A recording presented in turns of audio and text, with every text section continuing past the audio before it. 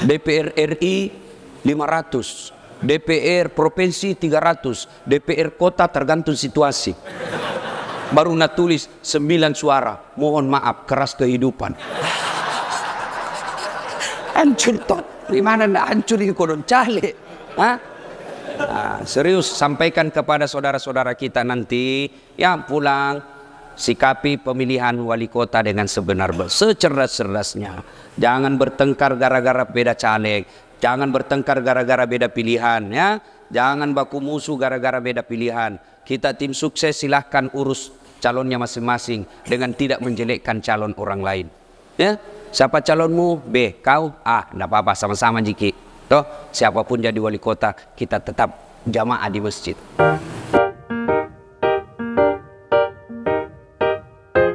Bapak tinggalkan handphone. Apa kira setan menyerah? Tidak. Nah, godaki lagi. Keluar moko. Keluar moko. Maka dilihat-lihati duduk dekat-dekat pintu. Yang dekat-dekat pintu itu besar-besar tuh setannya itu. Udah. Kita lihat nanti siapa dikalah di sini. Siapa yang duluan keluar ya? Itu nak kena setan. Coba pernah tuh nggak selesai ceramah tiba-tiba ada bapak-bapak dulu nulis saku tas. Kenapa? Dia bilang dari tadi muka kencing. Ibu bapak, saudara-saudara sekalian yang saya hormati, teristimewa tamu kehormatan kita pada subuh hari ini, Bapak Kapolda yang hadir di tempat kita, Bapak Irjen Pol Haji Mas Guntur Laupe, dan kemudian Bapak Wali Kota yang hadir di tempat ini. Insya Allah mudah-mudahan sehat walafiat. Bapak Ketua NU Kota Makassar, Masya Allah, yang jadi imam tadi. Saya perlu jelaskan anak muda, ada pernah selesai sholat begini, malam Jumat mimpi masuk neraka. Tobah kita wa. Pigilah salat subuh di masjid. Berhijrah rekan ceritanya, dia tobat datang sholat subuh. Ketemu Kak Ena sholat subuh di masjid. Dia bilang, apa enak Ustaz, aliran sesat itu tadi di masjid. Kenapa aliran sesat? Dia bilang, sampai subuh 3 rakaat. Aku bilang, bukan 3 rakaat, sujud tilawan jo namana dongo. Karena kira 3 rakaat itu tadi, itu sujud tilawan namanya itu. Pak Imam membaca surah As-Sajadah, diperintahkan kalian membaca ayat ini, kau sujud. Sujud bersyukur. Itulah tadi ayat dibaca. Jangan lagi bilang 3 rakaat, bukan. Pak Imam juga itu kalau seperti beliau tadi bagus, sebelum angkat diumumkan kita sujud tilawah. Akhirnya orang semua tahu, oh ini namanya sujud tilawah. Imam yang pandai membaca keadaan. Kadang itu imam biasa tidak tahu membaca keadaan, panjang, tidak jelas apa dia baca. Kan pernah saya baca dengar itu imam panjang, tidak jelas juga ada. Oh Al-Fatihah. Ada begitu saya dengar imam begitu. Ya, makanya hati-hati milih imam. Kalau kau salah imam, kacau sholatmu. 2020 yang akan datang ini, Makassar pilih imam. Salah-salah kau milih imam, kacau kau 5 tahun. Ya, kalau makmum siapa saja boleh. Mulai dari orang gila sampai orang sadar boleh jadi makmum. Kalau orang jadi makmum, boleh. Mulai orang balik sampai tidak balik, boleh jadi makmum. Tapi imam, hati-hati. Hati-hati, salah milih imam, kacau. Pernah saya sholat, petuku kakak ini, kisah nyata. Allah, belum pakai jadi ustaz waktu itu. Ada temanku pakai baju koko. Belum baku kenal nama orang baku KKN, satu posko. Dalam hatiku, kan dia pakai baju takwa, baju koko, karena anak pesantren Kapang ini. Kau imamlah dia. Nah baca Al-Fatihah, aman. Sekalinya nak baca Al-Kafirun, dalam hatiku, cari susah ini orang. Betul. Nah baca Al-Kafirun, wala antum abiduna ma a'bud, wala ana abidun ma abadtum, wala antum abiduna ma a'bud, wala ana abidun wala antum wala. Jadi kini temanku di belakang dan kenapa ini putar-putar tidak mau sampai? Dan sudah bilang ini juga kupikir, Bang. Kacau sholat. Ini kalau salah kau milih imam, bos. Ya, makanya hati-hati. Jangan milih imam karena sekampung, jangan milih imam karena tetangga, jangan milih imam karena satu partai, apalagi milih imam karena kau dikasih duit, maka sia-sia kau milih nanti. Nah, ibu bapak saudara-saudara sekalian, mari kita dengar ini intinya. Suatu ketika saya pulang ceramah dari Jakarta, landing saya, aktif HP, masuklah WhatsApp 4. 1. Inna lillahi wa inna ilaihi raji'un. Siapa yang meninggal? Guru SMP ku. Selesai sholat subuh, masih sampai diskusi-diskusi begini. Tiba-tiba tidak enak dia rasa, digotong ke rumahnya, ternyata sudah arwah.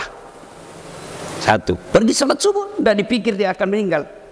2. Bersamaan, inna lillahi wa inna ilaihi raji'un. Siapa yang meninggal? Teman SMP ku. Dia kasihan tugas, apa itu? TV kabel. Rusak TV-nya TVRI di kampung. Pigo servis ki. Naiklah dia di atap. Dia tidak tahu ada kabel telanjang. Dia injak, terbakar, jatuh talanting sampai ke lantai 1, dari lantai 2. Inna lillahi wa inna ilaihi raji'un. 3. Ucapan SMS lagi. Siapa? Suami dari sepupu saya, jalan beruang. Pensiun. Saya bilang, yuk bu, kita pergi makan soto Banjar dekat kantor pos. Nah, ada soto Banjar situ enak toh? Ya, ada toh? Besok-besok kalau pergi ki ajak toh. Itu? Inna lillahi wa inna ilaihi. Kenapa dia bilang? Pergi dulu makan soto Banjar. Nah, bilang suaminya, ayo mi. Suaminya bilang, kau mi duluan berdandan karena perempuan kan lama berdandan dari kita toh, kita praktis. Sudahlah, sambil menunggu istrinya selesai, dia keluar dulu dari pintu pagar rumahnya ke jalan. Itu ndak panjang jembatannya, ndak sampai 2 meter. Terpelincir, jatuh, masuk ke got. Inna lillahi wa inna ilaihi raji'un.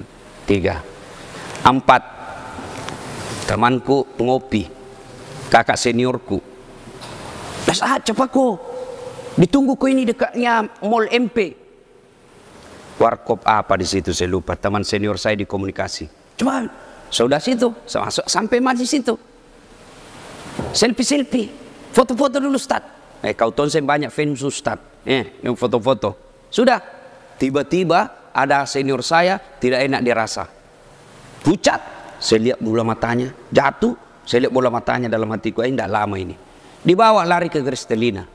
Tidak selang beberapa saat meninggal dunia. 4 contoh ini Pak, semua sehat, tidak ada sakit, tidak disangka bakal pulang jadi jenazah.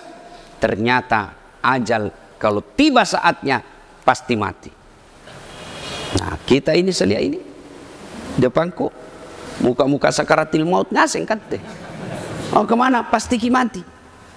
Nah, ketika sudah meninggal, coba makin lihat kenyataan dalam kehidupan kita sehari. Lihat ngaseng itu grup WhatsApp tak? Ada semua grup WhatsApp tak toh? Sering dalam seminggu berapa orang inna lillahi wa inna ilaihi. Masih ketemu kayak itu minggu lalu. Masih ketemu kayak itu bulan lalu.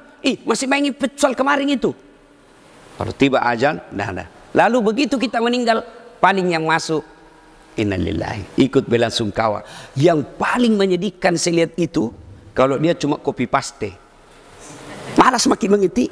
Copy paste saja. Bahkan ada 3 huruf, tulis RIP Das Atlati. Coba maki. Tiap hari kita temani ngobrol, tiap hari kita temani bercanda. Begitu kita mati, itu saja nak kirim RIP. Ketika bapak sudah meninggal, sudah mi putus semua amal kebaikanmu. Diantarlah kita. 3 itu yang ngantar ki dari rumah ke kuburan. 3 yang ngantar kita kata Nabi. 2 yang kembali, 1 yang temani kita masuk kubur. Apa itu? 1, keluarga. Ini keluarga.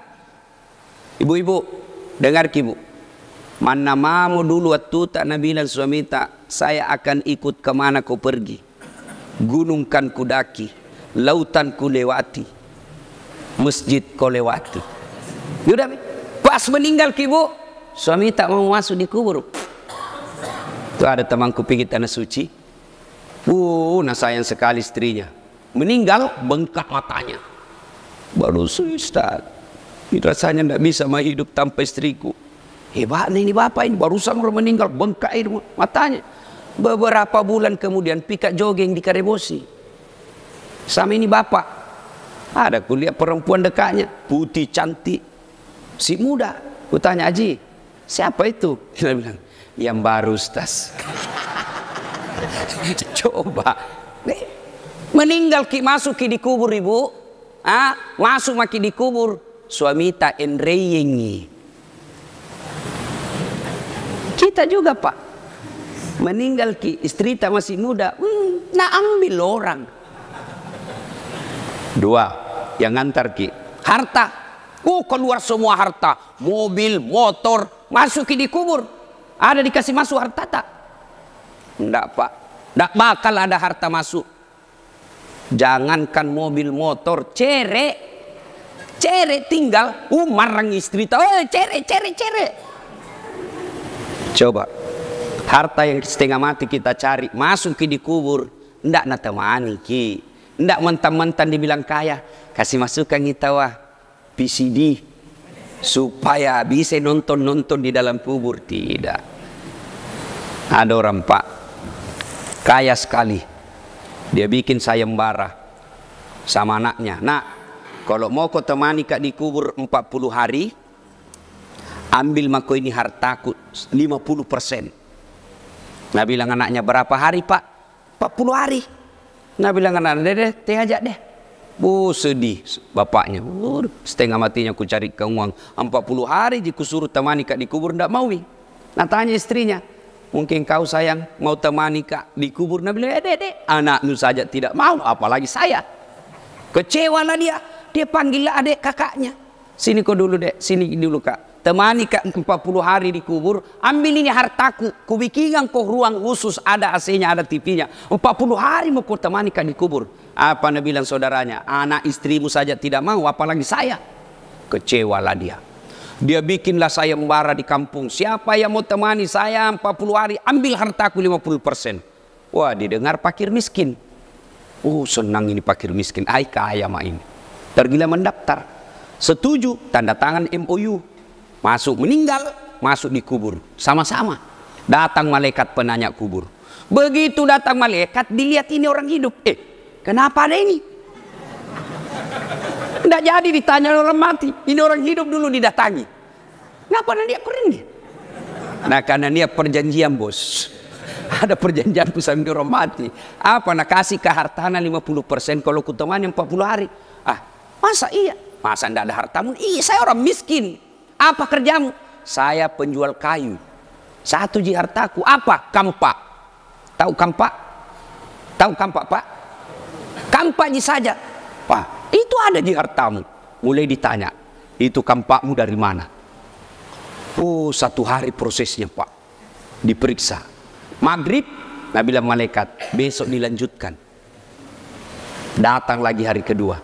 Oke, halal datangnya. Kau gunakan itu apa itu kampakmu? Dijelaskan lagi. 1 hari dijelaskan. Maghrib, besok dilanjutkan.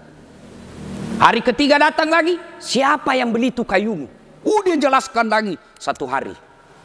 Hari ke-40, semua orang sudah di atas menunggu. Wih, selama kita ini. Dapat nih harta 40-50%. Lompat keluar ini orang miskin. Tepuk tangan semua orang. Wih, jago. 50%. Nah bilang, apa? Teh aja. Ambil ini kampas saja ndak mau kak. Ini kampas saja 40 hari ya ditanya. Ini saja kampas 40 hari saya ditanya. Bagaimana kalau ku ambil ini 50%? Teh aja deh, ambil semua mau ku ini. Moga bapak-bapak yang banyak hartanya hati-hati. Ditanya ngasing itu nanti bos. Kalau kita orang miskin, apa mau tanyakan ki? Mobil, Grab. Motor, Gojek. Rumah, sewa-sewa. Sewa-sewa pantera. Coba, apa mau tanyakan ki? Tapi orang kaya, banyak pertanyaannya. Ditanya pentil mobilnya. Baca itu Quran kan semua akan ditanya. Sebiji sarah pun akan ditanya. Dari mana itu jammu? Dari mana itu mobilmu? Semua pembeli bensinmu. Itu istrimu. tiap bulan pergi salon dari mana? Nah, harta tidak akan ikut menemani kita. Nah, yang ketiga kata Nabi, yang akan menemani kita amal. Inilah dia amal kebaikan kita. Ada di sini punya tanah 50 hektar. Ibu-ibu, ada tanah tak 50 hektar? Bapak-bapak ada punya tanah 50 hektar di sini? Rasa-rasanya tidak ada. Pak Kapolda pun saya rasa tidak ada. Tapi ketahuilah, tadi kalau sholat subuh tadi 2 rakaat, sholat sunnah 2 rakaat tadi sebelum sholat subuh nanti ketika hari pertimbangan datang, hari hisab datang, yang 2 rakaat itu lebih berat daripada dunia dan isinya. Itulah sholat sunat fajar. Coba bayangkan ditimbang nanti itu. Sudah, masuklah kita di kubur. Kata Nabi, putuslah segala amal-amalmu. Tidak bisa lagi kau berbuat baik kecuali 3. 1, yang akan menjadi amal jariah, ilmu yang bermanfaat. Nah, makanya bapak-bapak kalau dapat itu ceramah-ceramah, share, kirim. Ceramahnya Ustadz Dasat, kirim cepat. Makin banyak bapak kirim, makin banyak saya dapat. Jangan.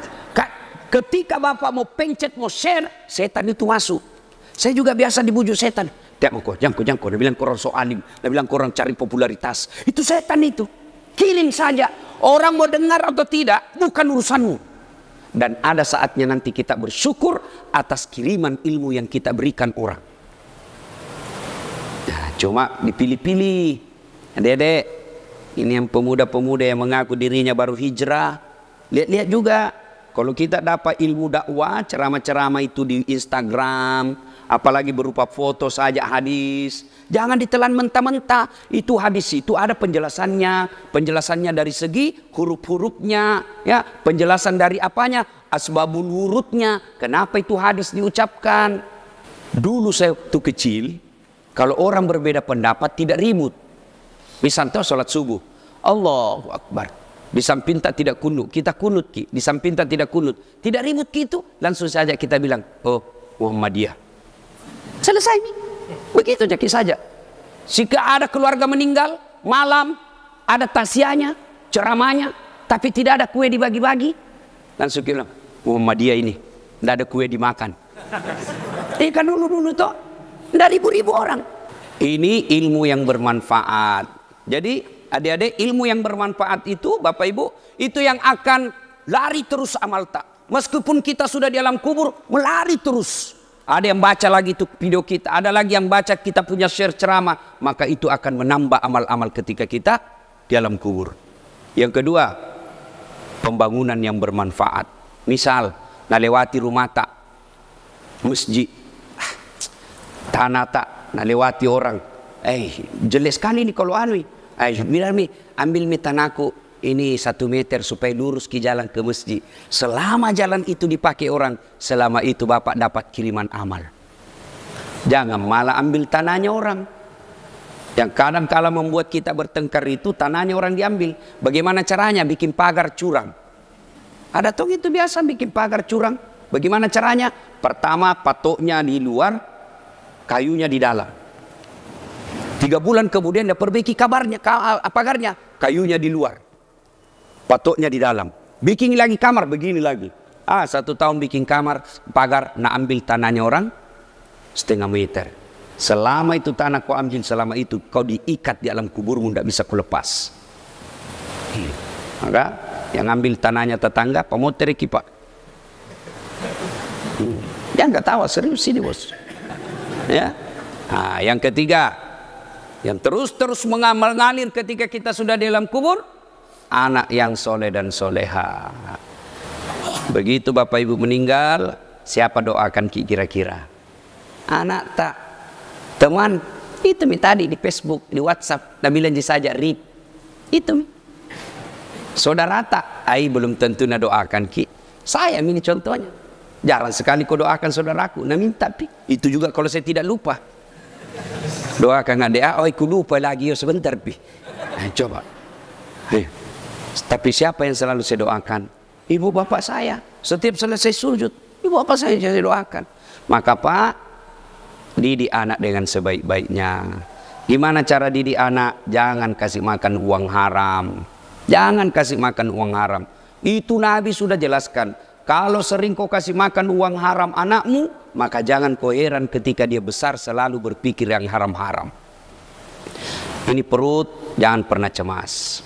Mana ada dari Makassar ini mati kelaparan? Tunjukkan saya kalau ada orang mati kelaparan. Maka jangan cemas soal perut. Allah punya urusan. Ya, jangan pernah cemas. Yang kita cemaskan kalau anak tak tidak tahu ngaji. Yang kita cemaskan kalau anak tak tidak tahu tata krama, akhlak.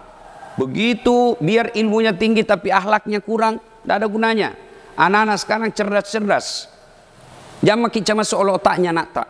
Pintar-pintar itu anak-anak sekarang. Saya saja kalau balas WhatsApp, saya pegang itu dua tangan itu HP ku masih salah ketik.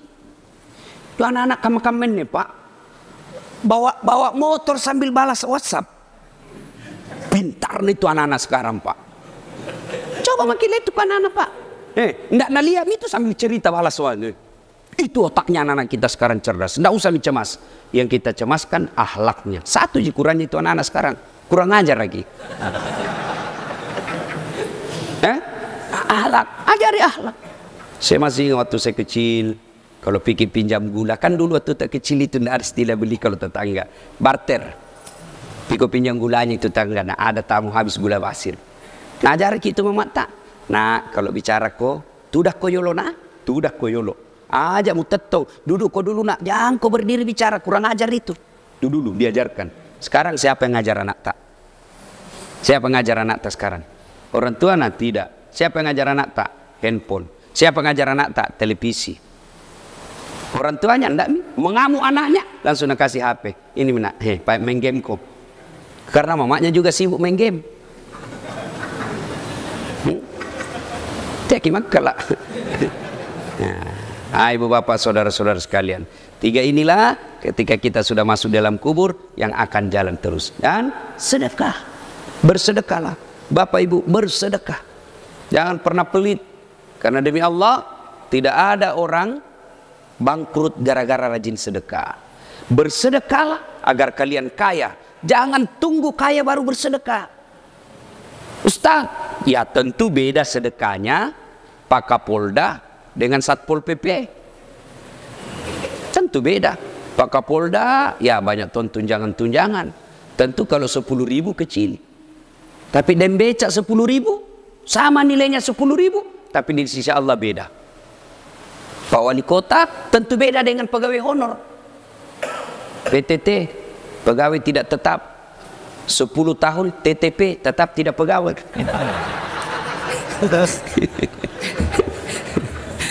Tentu beda bos. Sedekahlah. Bu-ibu bersedekah. Dan minimal sedekah, tidak ada duit, tidak bisa beli semen. Sedekah apa? Sedekahlah dengan akhlak. Jangan ganggu orang. Kalau kita tidak bisa kasih sedekah tetangga dengan duit, sedekahlah dengan apa? Jangan pernah ganggu dia. Sedekahlah dengan apa? Musikmu jangan ganggu tetangga. Kada tong itu kita bertetangga, nak pernah tong kina kasih uangnya, nak pernah tong kina kirim-kirimkan kuenya, sangin radio na ribut na ganggu ki. Kan biasa itu begitu. Kita ngomong egois, kan radioku. Saya bayar listrik, telinga-telingaku, rumah-rumahku, mau-mauku. Nah bilang tetangga tak cocok mi. Rumah-rumahku, dinding-dindingku, pintu-pintuku, telinga-telingaku. Kenapa musikmu masuk di rumahku? Ribut maki. Jadi kalau tidak bisa mensedekahi orang dengan sedekah dengan materi, sedekahlah dengan akhlak. Nah, termasuk sedekah ini kita ajak orang datang untuk sholat subuh berjamaah. Alhamdulillah. Ibu bapak saudara-saudara sekalian, inilah tausiah kita, mudah-mudahan ada manfaat. Terima kasih Pak Kapolda. Sepanjang perjalanan saya di Sulawesi Selatan, baru Pak Kapolda sekarang ini kita merasa betul-betul akrab, dekat ya. Beliau di WhatsApp tidak lama ada balasan. Bangga tong kita kalau Kapolda balas WhatsApp tak. Kalau di warung kopi ki, nah ada langsung dikasih lihat teman tak bos saya. Kapolda bos. Mana mama di begini saja tuh, Kapolda. Natahan ki polisi di jalan ya bos. Polda temanku. Siap Ustaz. Tadi malas BCPC di puntuk ceramah lancar Pak. Ada polisi kawal ki. Makanya anak muda jangan musuh itu polisi. Hilang motor nu, siapa nu cari? Bu Iman, ndak ada apa ki. Siapa dicari? Polisi. Maka jangan musuh itu polisi. Kasihan itu, kita kira enak itu jadi polisi Pak. Polisi ini paling susah hidupnya. Bayangkan orang yang susah kita juga ikut susah. Dia yang mencuri kita semping kejar ki. Itu polisi. Coba maki di jalan kasihan asap knalpot. No. Orang jengkel ada polisi di sana supaya keluar knalpotnya. Coba itu polisi kodong. Coba mi. Dia tonji itu sogai polisi nasotin mi sede. Nah bilang Pak tolonglah Pak kerjasamanya Pak. Baru nasuruh soting itu banyak. Coba masuk warung kopi polisi baik-baik kodong bajunya. Nyinyir mi senggorang. Batu mi sede, batu kita saya nasuruh bayar ini. Coba susahan itu polisi kasihan. Coba itu polisi. Iya toh. Baik-baik datang minum kopi, mau curigain sendia. Muka. Coba bayangkan. Di kantor dimarah-marahi sama komandannya. Siap salah komandan, siap salah. Coba bayangkan. Sampai di rumah dimarah-marahi lagi sama istrinya. Dia bilang dongok memang tongkau, kenapa ndak nulawangi? Apa mau dilawan? Nah dia Kapolda. Itu susah jadi polisi Pak. Ya, syukur-syukur luar biasa. Malah hari subuh ini kita bersama Kapolda. Mudah-mudahan selesai ini traktir ki ngopi.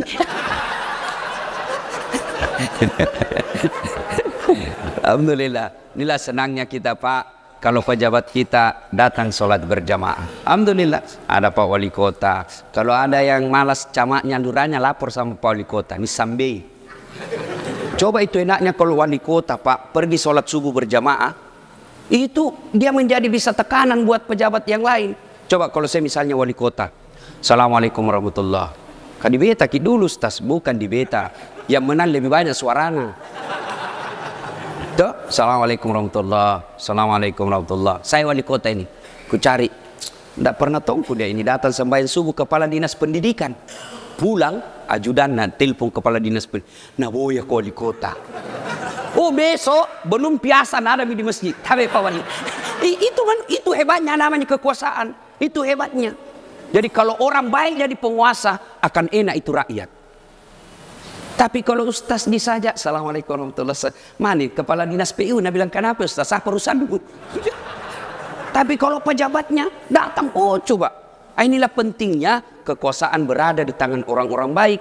Maka nanti kalau pilih wali, jangan lalu salah pilih. Ya, jangan lagi bilang wane piro. Malah nak tulis di rumahnya siap menerima serangan fajar. Ada tongku lihat begitu. Kenapa? DPR RI 500, DPR provinsi 300, DPR kota tergantung situasi. Baru nak tulis 9 suara. Mohon maaf keras kehidupan. Hancur toh. Gimana nak hancur ini kodon cale? Serius sampaikan kepada saudara-saudara kita nanti yang pulang, sikapi pemilihan wali kota dengan secerdas-cerdasnya. Jangan bertengkar gara-gara beda caleg, jangan bertengkar gara-gara beda pilihan, ya. Jangan baku musuh gara-gara beda pilihan. Kita tim sukses silahkan urus calonnya masing-masing dengan tidak menjelekkan calon orang lain. Ya, siapa calonmu? B, kau A, tidak apa-apa sama-sama jiki. Toh, siapapun jadi wali kota, kita tetap jamaah di masjid. Ya begitu saja, kan tidak kasih jago itu warna. Tadi, apalagi mau percaya janji-janji politik. Nah, gak bagi-bagi kartu namanya. Hanya masalahmu telepon 24 jam. Sekali nak terpilih, nak ganti nomor HP na. Cek. Menghindari tagihan baneo. Demikian, mari kita kirimkan suratul Fatihah pada Rasulullah Muhammad SAW.